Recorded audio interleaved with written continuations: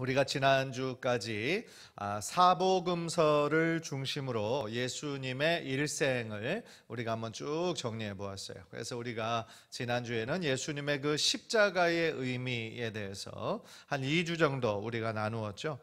예수님께서 돌아가신 십자가는 하늘을 위해 지성소였다라고 지난주에 말씀을 드렸어요. 왜냐하면 하나님의 어린 양, 하나님의 흠없는 어린 양 대신 예수님께서 십자가에 오르셔서 구약 시대에는 그 대속죄일 때마다, 그죠? 하나님께 제사할 때마다 늘 양과 소와 염소와 비둘기를 가지고 그들의 피 흘림, 나 대신 피 흘림으로 말미암아 피 흘림이 없은즉 사함이 없느니라 말씀하셨기 때문에 그것들로 자신의 죄를 속함을 받을 수가 있었잖아요. 그런데 그것의 단점은 뭐냐면 계속해서 우리들의 죄가 반복될 뿐만 아니라 그 희생제사로 그 자신의 죄가 깨끗함을 받았다고 할지라도 또 이 인간의 죄성은 또 어느 정도 시간이 지나면 또 죄를 짓게 되잖아요. 그러니까 매번 피 흘림의 제사를 이렇게 드리는 것이 사실은 힘든 일이죠. 그렇기 때문에 예수님께서 십자가 위에서 그 히브리서에서 계속 강조하고 있는 것이 단번의 제사다. 예수님께서 친히 어린 양이 되어주시고 또 친히 본인이 대제사장이 되셔서 자신의 몸을 희생제물로 드리신 그런 사건이었던 것이죠. 그래서 예수님께서 자신의 몸을 희생제물로 드리는 그 순간 그 예수님의 십자가는 하나님께 나아가는 그 지성소, 그래서 죄의 용서함을 받는 지성소가 되었다라는 거죠. 그래서 예수님께서 십자가 위에서 내가 다 이루었다라고 말씀하셨을 때 상징적인 어떤 사건이 일어나는 것이 예루살렘 성전의 성소와 지성소 사이를 가로막는 휘장이 위에서부터 아래로 쭉 찢어졌다 라고 말씀을 드렸죠. 그 얘기는 뭐냐면 이제 예수님의 피 흘리심으로 말미암아 대제사장을 통하여 하나님 앞에 나아갈 필요가 없어졌고 예수 그리스도의 보혈의 능력을 힘입어 우리 모두가 하나님께 직접 예배자로 나아갈 수 있고 직접 기도할 수 있는 특권, 그것은 어떤 특권이에요? 하나님의 자녀됨의 특권인 거죠. 하나님의 자녀됨의 특권을 우리들 모두에게 허락해 주셨다. 그리고 또 하나는 꼭 그 성전을 중심으로 했잖아요. 이 구약은 이 예수님 당시 시대에도 예루살렘 성전 중심으로 모든 것이 이렇게 흘러가고 있었죠. 그런데 예루살렘 성전의 휘장이 찢어졌다라는 그 사건은 이제 시대가 바뀌었다는 거예요. 성전 시대가 아니고 예수 그리스도를 주님이라 믿는 그 사람들이 모인 그 모임 자체가 뭐가 되는 거예요? 그게 교회가 되는 거예요. 교회가. 그래서 이제는 새로운 시대가 열렸다. 더 이상의 성전에 모여서 꼭 그곳에서만 하나님께 예배하고 하나님께 기도해야 되는 시대가 아니고 고린도전서 3장 16절에 나온 말씀처럼 성령이 우리 안에 거하시기 때문에 우리들 한 사람 한 사람이 다 교회고, 그죠? 우리들 한 사람 한 사람이 다 교회고 하나님의 거룩한 성전인 것이죠. 왜냐하면 우리 안에 거룩한 성령이 우리들 안에 계시기 때문에 우리가 성전이다, 우리가 교회다 라는 거죠. 그래서 우리가 그 사실을 꼭 기억해야 될 필요가 있습니다. 자, 오늘은 이제 예수님의 사복음으로 십자가, 부활, 재림, 승천까지, 아니 재림이 아니고 승천까지 우리가 지난주에 다루었다면 오늘은 이제 완전히 오늘의 공과 제목은 아니고 이 주제가 조금 달라진다는 거예요. 사도행전 30년의 시대를 우리가 이제 들어가게 됩니다. 사도행전 30년은요, 그 대제사장들, 그러니까 성전을 여전히 중심으로 하는 종교적인 기득권자들과 그리고 예수님의 제자들과 예수님을 따르는 그런 성도들 간의 끊임없는 대립과 그 전쟁이라고 하면 그렇지만 끊임없는 어떤 그 대립이 있었던 그런 시대가 바로 사도행전 30년이었습니다. 왜냐하면 제가 지난주에도 잠깐 다루었던 것처럼 구약의 큰 주제, 화두는 제사장 나라 거룩한 백성이었잖아요. 제사장 나라. 그런데 예수님의 그 십자가 사건으로 말미암아 이제 제사장 나라가 더 큰 하나님 나라로 수렴되었다 라고 제가 지난주에 말씀을 드렸죠. 그런데 여전히 제사장 나라, 그러니까 율법이 지배하는, 율법에 따라 하나님 앞에 나아가야 되는, 그렇게 주장하는 사람이 기득권자였죠. 그래서 대표적인 사람이 성전의 대제사장들, 그리고 나중에 우리가 보게 될 사내들인 공의회인들, 그 사람들이 이제 종교적 기득권자였고, 예수님의 직접적인 12제자, 그리고 이제 초대교회의 성도들이 그 믿음 지키기 위해서 이렇게 대립하는 그런 각을 이루는 그런 역사가 바로 사도행전 30년의 역사였다. 그래서 주님의 그 십자가 복음이 계속 전파되는 그런 시대였고, 유대교는 계속 지금 크리스천들을 박해하는 그런 시대였다라는 것이죠. 자, 요거는 너무 글씨가 작죠? 그래서 보시면 그 큰 글자만 보시면 복음 1세대 사도들이 유대인의 박해 속에서 전한 하나님의 나라 이야기가 바로 이 사도행전의 이야기다. 그렇게 우리가 이해하면 되겠습니다. 그래서 예수님께서 이제 부활하시고 성령이 오심으로 말미암아 이 교회가 굉장히 역동적으로 이제 생기기 시작하잖아요. 그때부터 생긴 것이 바로 교회였고, 그 안에서 성령님의 뜨거운 역사가 계속하며 일어나고 있는 거죠. 그래서 사도행전을 우리가 이제 또 요한복음 마치고 또 읽게 될 텐데, 12장까지는 베드로와 요한을 중심으로 하는 예루살렘 교회에 대한 이야기가 나오고, 그 13장 이후부터는 바울이라는 사람을 주인공으로 해서 그것이 예수님의 복음이 어떻게 확장되어져 가는지를 보여주고 있는, 그래서 성경 중에서 가장 역동적인 책이라고 할 수 있는 것이 바로 사도행전이다 라는 거죠. 왜 역동적이냐? 성령의 뜨거운 역사가 계속하며 일어나고 있는 것을 우리가 보기 때문인 것이죠. 그래서 사도행전 13장부터는 그 사도 바울의 1차, 2차 선교에 대한 이야기, 그리고 그 각 지역마다 교회를 세우는 이야기, 그리고 끊임없는 유대교의 박해 속에서 어떻게 믿음이 계속해서 확장되는 이야기가 나오죠. 그래서 사도행전은 참 읽을 때마다 성령님의 역동성이 느껴지는 것이죠. 자, 그래서 오늘 우리가 배울 그 과는 바로 열리는 제자 시대가 되겠습니다. 예수님께서 너희들은 이 성을 떠나지 말고 내가 너희에게 약속하신 것을 기다리라 했을 때, 그들이 예루살렘을 떠나지 않고 마가의 다락방에 모여서 뜨겁게 기도하였을 때 예수님께서 약속하신 뭐가 임했어요? 보혜사 성령님이 그 자리 120명의 문도들에게 임했죠. 그래서 예수님의 유언이 결국 제자들의 뭐가 되었어요? 비전이 된 거예요. 따라해 봅시다. 예수님의 유언이 예수의 제자들의 비전이 되었다. 예수님의 그 유언을 자신의 어떤 선교의 비전으로 붙잡고 사역을 한 것이죠. 그래서 사도행전, 제가 지금 최근에 몇 주 동안 계속해서 사도행전 강해를 주일마다 설교하고 있는데, 굉장히 중요한 구절이 사도행전 1장 8절이었어요. 우리가 방금도 읽었지만, 오직 성령이 너희에게 임하시면 너희가 뭘 받고? 권능을 받고, 그 다음에 예수님의 증인이 되어서 예루살렘과 온 유대와 사마리아와 땅끝까지 이르러 복음의 증인이 되리라. 내 증인이 되리라 하시니라 그러셨잖아요. 그래서 예루살렘 지역에 지금 부흥이 일어나고, 또한 빌립이라는 전도자를 통하여 사마리아 땅이 또 복음화가 이루어지고, 그리고 이제는 땅끝까지 이르는, 그죠? 그것이 첫 시작점이 뭐라고 그랬죠? 누구가 돌아옴으로, 이방인 누가 돌아와서 이렇게 됐잖아요. 누구였죠? 베드로하고 고넬료. 그렇죠. 그래서 고넬료는 이방인 로마 백부장이었잖아요. 그죠? 그런데 그 고넬료와 베드로와의 그 만남, 사도행전 10장의 그 사건을 통하여서 베드로가 가지고 있던 선입견과 편견이 완전히 깨져버렸다. 베드로가 가지고 있던 선입견이 뭐라고 그랬어요? 구원은 유대인에게만 있다라고 생각하는 거였죠. 그것이 당시의 모든 유대인들이 생각하는 거였어요. 구원은 유대인에게. 그러니까 이스라엘 백성들이 특별히 그들만 가지고 있던 의식이 무슨 의식이었죠? 선민의식. 자신들만 하나님의 선택된 민족이다. 그러니까 그 얘기는 뭐냐면, 구원은 우리 민족, 우리 유대인, 할례와 율법이 있는 우리 유대인에게만 있다. 이렇게 생각을 했죠. 굉장히 배타적이었던 것이죠. 그러니까 유대인의 관점에서 봤을 때 구원이 다른 민족에게, 이방인들에게, 할례를 받지 않은 사람들에게 말이 안 된다라고 생각을 했죠. 왜냐하면 유대인의 관점에서는 거룩하고 부정하고 이 관점으로만 지금 보잖아요. 그러니까 자신의 민족은 지금 할례를 받고 율법이 있고, 그러니까 거룩한 민족인데, 이 사람들은 할례를 받지 아니한 민족이고 율법도 지키지 않은 민족, 안식일도 지키지 않은 민족이잖아요. 그러니까 그 사람들의 관점에서 볼 때는 어떤 민족이에요?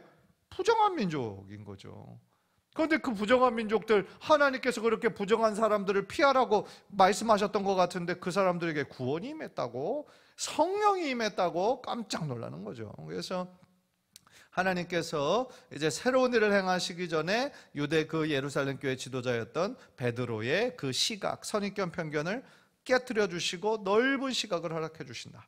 그러면 거기에서 이제 본격적인 이방인 선교가 시작이 된다라는 거죠. 그래서 그 일에 하나님께 귀하게 쓰임 받은 사람이 누구예요? 바울이죠, 바울.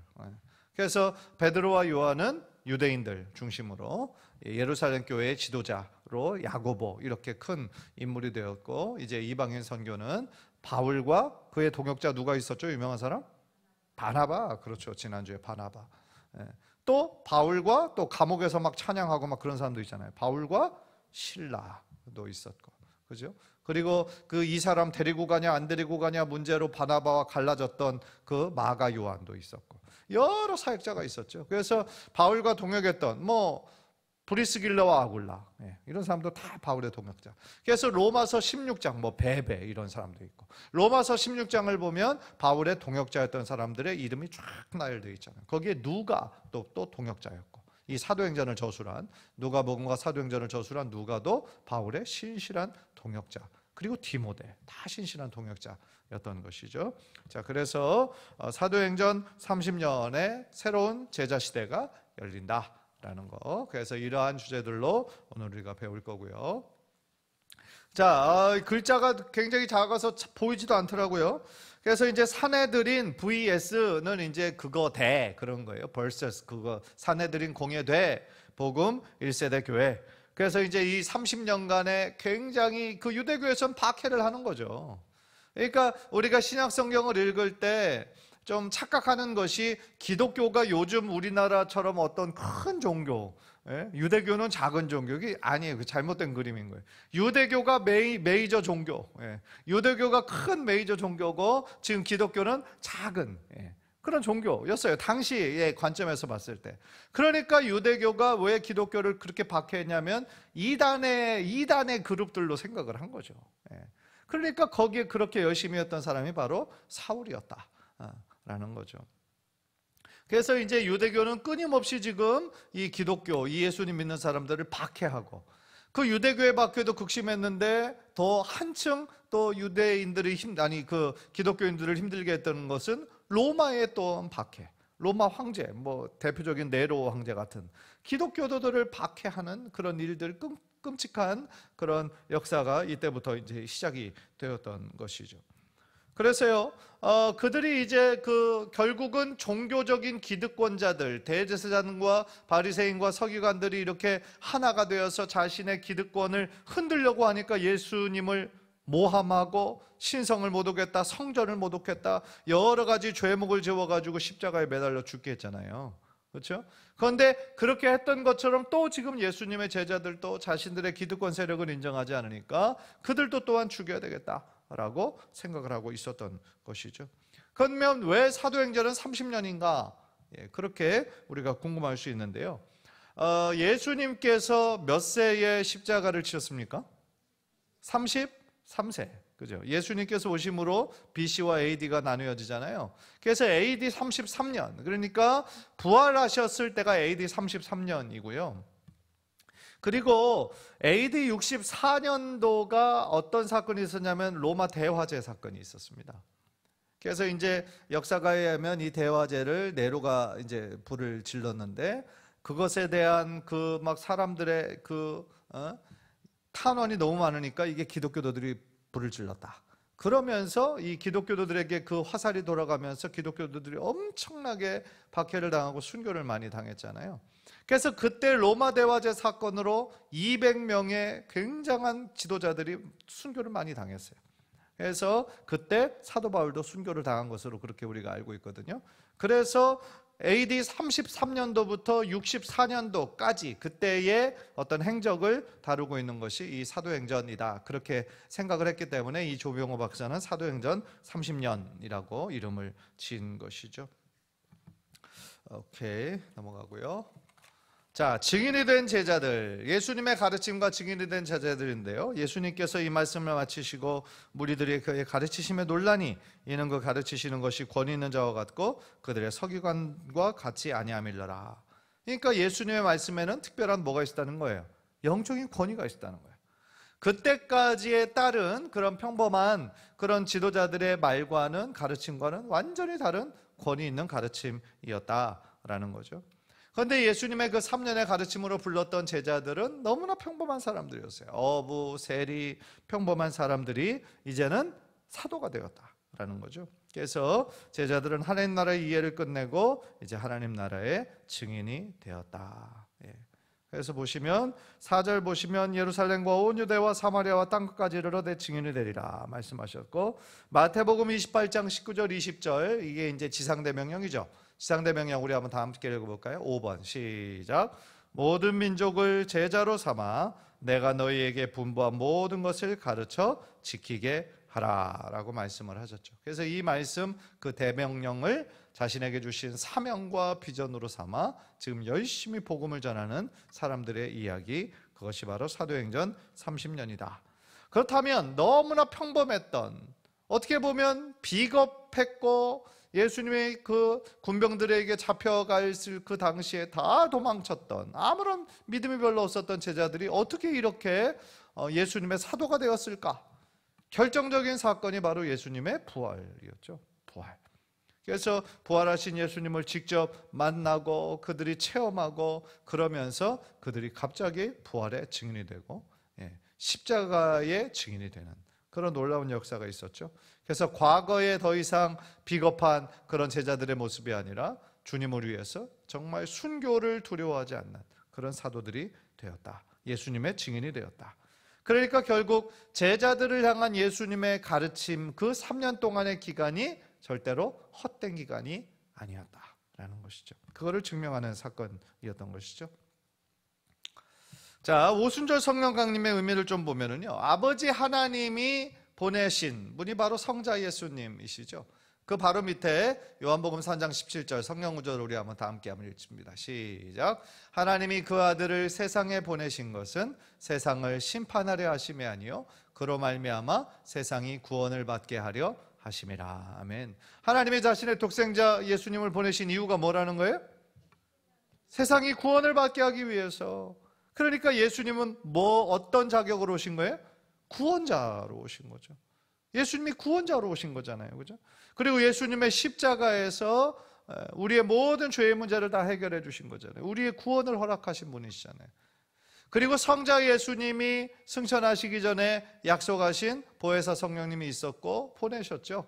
자, 요한복음 16장 7절 시작. 내가 떠나가지 아니하면 보혜사가 너희에게로 오시지 아니할 것이요 가면 내가 그를 너희에게로 보내리니. 보혜사, 파라클레이토스라고 하는 이 원어는 헬퍼, 돕는 이, 혹은 카운셀러, 상담하시는 분, 이런 뜻이 있어요.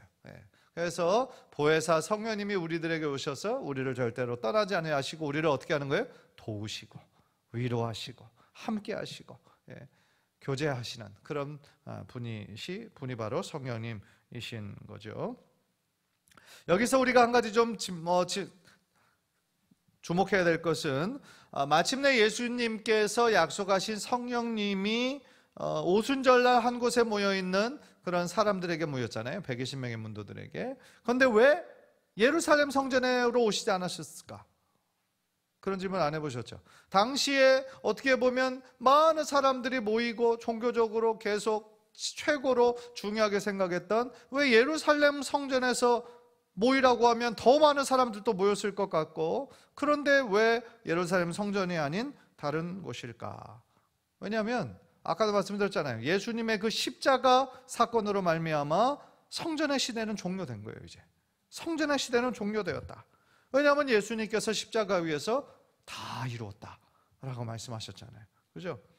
따라서 그때부터는 이제 예루살렘 성전이 아니고 주님의 피값으로 사신 교회, 그죠? 교회를 통해서 이제 하나님께서 역사하시는데 성전이 아니고, 예루살렘 성전이 아니고, 그런데 교회는 뭐라고 그랬냐면 아까도 말씀드렸던 것처럼 건물이 아니에요. 예루살렘 성전처럼 어떤 형체가 있는 건물이 아니라 예수님을 나의 주로 고백하는 사람들의 모임, 그것이 교회다, 에클레시아다라는 거죠. 그래서 그런 믿음을 가진 자들의 모임이 되었다라는 거죠. 그래서 성령님께서 오신 곳이 예루살렘 성전이 아니라 바로 함께 모인 그 한 곳, 그곳에 성령이 임하셨다라는 것은 큰 의미가 있다라는 거죠. 자, 예수님께서 성령님이 어떤 분이신지, 어떤 사역을 하시는지 가르쳐 주셨는데요. 보시면 그 두 번째 성경 구절 보시면, 보혜사 곧 아버지께서 내 이름으로 보내실 성령, 그가 너희에게 모든 것을 가르치고 모든 것을 생각나게 하시리라 그랬어요. 그러니까 우리들에게 모든 것을 가르쳐 주시고 생각나게 하신다. 그리고 그 위에 보시면 너희 속에서 말씀하시는 이 곧 너희 아버지의 성령이시니라. 그러니까 그 제일 윗구절을 보면 아버지의 영이라고 하고, 또 두 번째는 내 이름으로, 예수님의 이름으로 오실 영이다. 그런데 다 같은 말이죠. 아버지 하나님의 영, 그리고 예수 그리스도의 영, 그리고 성령, 거룩한 영, 다 동일한 성령님을 의미하고 있다. 그리고 그 진리의 성령이 오시면 그가 너희를 모든 진리 가운데로 인도하신다 라고 말씀하셨죠. 진리의 영이 바로 성령님이시다. 그리고 진리로 자꾸 이끄시는데 참 진리는 누구신 거예요? 결국 예수 그리스도시죠. 왜요? 요한복음 14장 6절에 내가 곧 길이요 진리요 생명이니 나로 말미암지 않고는 아버지께로 올라갈 자가 없느니라 그러셨잖아요. 그러니까 성령님이 하시는 것은요, 자기 자신을 막 이렇게 드러내는 그런 일이 아니라, 뭐 성령이 어떻게 보면 은사, 뭐 성령의 능력 이런 거 보면 성령님의 그거를 막 드러내는 것 같지만, 사실은 성령님은 예수 그리스도 진리로 더욱더 이끄시는 그런 역할을 감당하신다. 그리고 그것을 잘 깨달을 수 있도록 진리의 조명을 자꾸 비추시는 분이 바로 성령님이시다라는 거죠. 그리고 예루살렘을 떠나지 말고 내게서 들은 바 아버지께서 약속하신 것을 기다리라. 너희는 몇 날이 못되어 성령으로 세례를 받으리라. 성령 세례를 우리들에게 주시겠다라는 거죠. 그렇게 주님은 약속하셨고, 마가의 그 다락방에 모였던 사람들이 불처럼 바람처럼 그렇게 성령님의 뜨거운 세례를 받았죠. 자, 성령의 인격성도 있는데요. 인격성을 가지셨다, 성령님은 인격이시다라고 우리가 말하는 이유는 지정의를 다 가지고 계신 분이시다라는 거죠. 그래서 성령의 지성적인 면은 그 하이라이트 하신 대부를 보면 성령은 모든 것 곧 하나님의 깊은 것까지도 통달하시느니라. 아신다라는 거예요. 아는 것, 지식인 거죠. 감성적인 면, 오직 성령이 말할 수 없는 탄식으로 우리를 위하여 친히 간구하신다. 탄식하신다. 또 어떤 구절은 근심하신다, 기뻐하신다. 다 어떤 감정적인 거를 말하고 있죠. 의지적인 면, 요거는 말씀을 전하지 못하게 하시거늘, 그렇게 말씀하시는 하나님의 뜻, 하나님의 의지가 들어있는 부분은 바로 의지적인 면이 있다라는 거죠. 그러니까 성령은요, 성령은 확실히 하나님이시잖아요. 그리고 동시에 성령은 인격이시다라는 거죠. 그러니까 성령의 인격을 왜 강조하고 있냐면, 어떤 성도들은 이 성령을 꼭 어떤 물질이나 어떤 능력이나, 뭐 우리가 좀 뭔가 부족할 때에 기도원 가서 뭔가 채우고 와야 되는 어떤 비인격적인 물질이나 특별한 능력으로 슈퍼파워처럼 생각을 하는 경향이 있는데 아니라는 거예요. 성령님은 인격이시라는 거죠. 인격. 따라서 성령님과의 그 온전한 교제를 통하여서, 인격이시기 때문에 교제를 통하여 성령님이 우리 안에 온전히 다스리시게 될 때 성령님의 열매가 자연스럽게 그 결과로 맺혀지는 거지. 우리가 뭐 어떤 기도원 가서 뭐 기도 잘하시는 뭐 권사님한테 기도를 받아서 막 성령이 채워지고 뭐 그런 게 아니다라는 것이죠. 우리가 그거에 대해서 올바른 지식이 있어야 되겠습니다. 자, 오순절의 세계 각국에서 예루살렘 성전에 모인 사람들 해서 지금 화살표가 다 지금 어디를 주목하고 있냐면 예루살렘을 주목하고 있죠. 그래서 유대 성인 남자라면 1년에 3차례 이 3대 명절은 반드시 예루살렘에 와서 예배를 드려야 됐거든요. 그것이 유월절, 오순절, 초막절이에요. 그런데 성령님이 임하셨을 때가 언제였어요? 바로 오순절 때였다. 많은 사람들이 모였죠. 그래서 이 성령을 받고 이 제자들에게 1차적으로 드러난 현상이 각 나라의 방언으로 막 방언을 하기 시작하잖아요. 그래서 각 나라에서 온 사람들이 깜짝 놀라죠. 뭐냐면 저 사람 내가 보기에 별로 공부도 많이 안 한 무식한 제자들, 무식한 어부들인데 어떻게 자기 나라의 언어를 이렇게 하지? 라고 깜짝 놀랐던 것이죠. 그래서 그때 성령님의 그 역사가 일어났다라는 거죠. 자, 변화된 제자들. 그래서 예수님의 제자들은 3년 전과 너무나 다른 모습으로 성령의 충만을 경험하고 변화되어서 예수님의 사도가 되었지만 예루살렘 성전의 대제사장 세력들은 하나도 변하지 않았던 것이죠. 그래서 예수님을 죽였던 것처럼 여전히 자신의 종교적 기득권만을 고수하는 데에만 혈안이 돼 있었다라는 거죠. 넘어가고 이것도 넘어가고. 그래서 사도행전은요, 유난히 어떤 장면이 많이 나오냐면은 사내들인 공회의 그런 재판 장면이 많이 나와요. 우리가 지금까지는 이걸 아주 유심히 이 재판에 대해서 쭉 보진 않았겠지만 총 6번의 그런 사내들인 공회가 쭉 나와요. 그러니까 오늘날의 재판이라고 보시면 되는 거예요. 그래서 1차 사내들인 공회 때가 언제였냐면 예수님을 잡아 죽일 때였어요. 그때가 1차. 그들이 모여서 결정한 게 이제 빌라도에게로 보내서 십자가에 못 박히게 하자. 그것이 이제 사내들인 공회 1차로 모였던 것인데, 여기에 보면 2차 사내들인 공회 때 어떤 일이 있었냐면은 베드로의 그 연설을 인해서 베드로를 잡아들이죠. 그래서 이제 그 제일 밑에 부분 보시면 그들의 재판이 결과가 나와요. 관리들이 백성들 때문에 그들을 어떻게 처벌할지 방법을 찾지 못하고 다시 위협하여 놓아주었으니, 그러니까 그들이 어떻게 할 바를 하지 몰라서 그들에게 위협을 하고 보내준 거예요. 제일 마지막, 이것이 민간에 더 퍼지지 못하게 그들을 위협하여 이제 판결입니다. 이후에는 이 이름으로 아무에게도 말하지 말게 하자 하고 그들을 불러 경고하여 도무지 예수의 이름으로 말하지도 말고 가르치지도 말라 하니, 이것이 당시에 최고의 의결기관이었던 국회와 같았던 사내들인 공회의 재판이었던 것이죠. 앞으로 절대로 예수의 이름으로 말하지도 말고 가르치지도 말라, 이렇게 결론을 내렸던 것이죠. 자, 3차 사내들인 공회 재판의 이야기도 나오는데요. 이때 이 제자들을 다 처벌하려고 그랬어요. 이 사내들인 공의회 때. 그런데 이 가말리엘이라고 하는 그 바리새인이 아주 많은 백성에게 존경을 받는 자인데, 그 밑에서 두 번째 보시면 공회 중에 일어나 명하여 사도들을 잠깐 밖에 나가게 하고, 제일 마지막, 그들이 옳게 여겨 사도들을 불러들여 채찍질하며 예수의 이름으로 말하는 것을 금하고 놓으니 사도들은 그 이름을 위하여 능욕받는 일에 합당한 자로 여기심을 기뻐하면서 공회 앞을 떠나니라 그랬어요. 그러니까 가말리엘의 설득으로 이 공회원들이 막 처형하자고 그랬거든요. 예수님을 따르는 그런 제자들을. 그런데 이 가말리엘이 설득해서 채찍질만 하고 놓아주게 되는 것이 3차 사내들인 공회 재판이다라는 거죠. 사도행전을 우리가 읽다 보면 7 집사를 선출을 하고 또 스데반이 선교하는 그런 일이 있었죠. 그래서 예루살렘 교회가 아름답게 성장하다가 내부의 위기가 생겼습니다. 그게 2번인데, 그래서 이제 그 헬라파 유대인 그 과부와 또 히브리파 유대인 과부가 구제를 받아야 되는데, 거기에서 매일의 구제에 빠지는 과부들이 있었던 거죠. 그래서 히브리파 사람을 원망하는 겁니다. 그랬더니 사도들이 그때까지는 이렇게 구제하는 일이 너무 많으니까 이들이 기도하는 가운데 결정을 내리는 것이, 우리가 사도의 직무에 더 집중하자.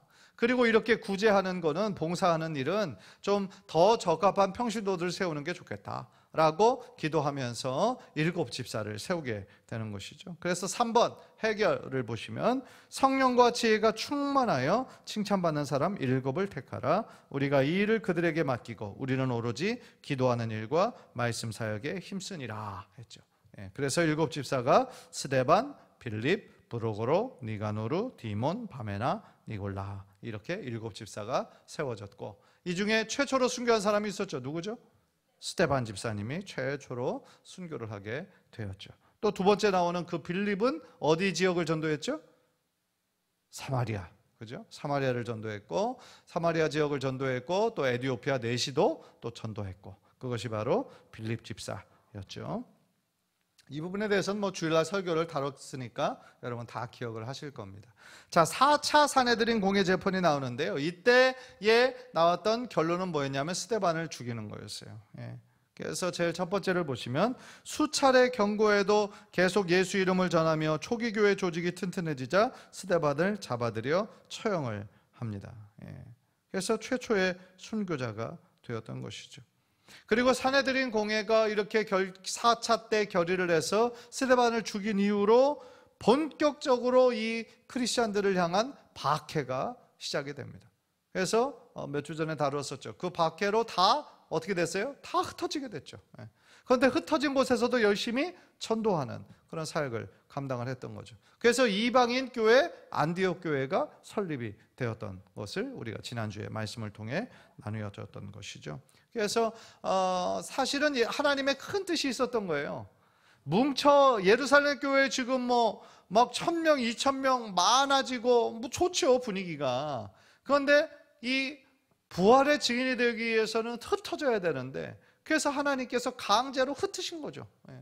그런데 좋은 일로 있을 때 이렇게 뭐 떠나라 가라 하면 안 떠나잖아요. 그러니까 강제로 박해라는 도구를 사용해서 하나님께서 강제로 흩으셔서 그 제자의 사명을 감당하게 하나님께서 하셨던 것이죠. 자, 사내들인 공회와 공문 그랬습니다. 그래서 이제 사울이 회심하기 이전에 스데반 집사님이 순교할 때 옆에서 옷을 잡아주고 있었던, 그래서 저 스데반이 저렇게 죽는 것을 당연히 여겼던 사람이 바로 사울이었죠. 그런데 이 사람이 뭐 날 때부터 뭐 유대인의 또 바리새인의 뭐 8일 만에 할례를 받고 자기의 어떤 그거를 쫙 얘기하는 그런 구절을 보면 참으로 유대교에 열심이었던 사람이었던 것이죠. 그래서 그가 다메섹으로 가는 도상에 부활하신 예수님을 만났는데, 다메섹으로 왜 가고 있었냐면 그 대제사장에게 공식적인 공문을 받고, 그 공문이 뭐냐면 이제 정말 공식적으로 예수님을 믿는 사람들을 잡아들여서 박해하고 처벌하고 죽일 수 있는 권한까지 준 거예요. 그래서 그 공문을 어디서부터 받았냐? 대제사장 사내들인 공회에서 그거를 받은 그런 내용이 여기에 나오게 되는 것입니다. 그래서 사내들인 공회와 공문. 그래서 어떻게 보면 참 예수님을 만났던 그 시간도 결국 하나님이 정하신 정확한 때였던 것이죠. 예. 그래서 우리가 또한 지난주에 설교 들었던 고넬료의 기도, 그래서 비로소 깨달은 함께의 의미, 베드로의 편견을 깨우시는 하나님, 고넬료 사건으로 막힌 벽이 무너졌다. 막힌 벽이라는 것은 어디와 누구 사이에 막힌 벽일까요? 유대인과 이방인이죠. 유대인과 이방인에 너무나 막혀져 있던 그 벽을 하나님께서 허물어 버리셨다. 그래서 베드로가 이방인 고넬료를 만나서 드디어 복음을 모든 민족과 함께 하는 것임을 그때 깨달게 된 것이죠. 그러면서 그 지역에서 이제 베드로의 그 눈이 확 열리게 되면서 예루살렘 공유회, 이제 나중에 사도행전 15장에서 예루살렘 공유회라는 굉장히 중요한 회의가 있었는데, 거기에서 이제 이방 선교의 문이 공식적으로 이렇게 확정이 되는 사건이 나오게 되는 것입니다. 자, 오늘은 여기까지인데요. 오늘의 좀 결론을 한번 좀 맺어 보도록 하겠습니다.